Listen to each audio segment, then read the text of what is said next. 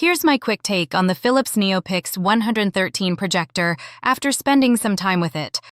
So, this is a super compact, budget-friendly projector that sits in that $120 to $170 range. And honestly, the first thing you notice is just how small it is, less than half a kilo, so it's easy to move around or even take on trips.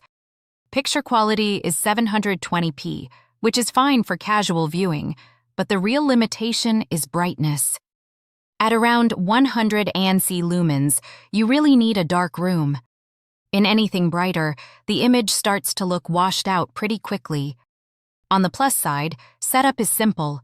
It supports HDMI, USB, and screen mirroring, and the LED lamp is rated for years of use. But there are downsides. Built-in sound is weak, and you can't reliably stream Netflix or Prime over Wi-Fi. You'll need a Fire Stick or similar via HDMI. So, is it worth it? Yes, for dorms, kids' rooms, or occasional movie nights. No, if you want a main TV replacement.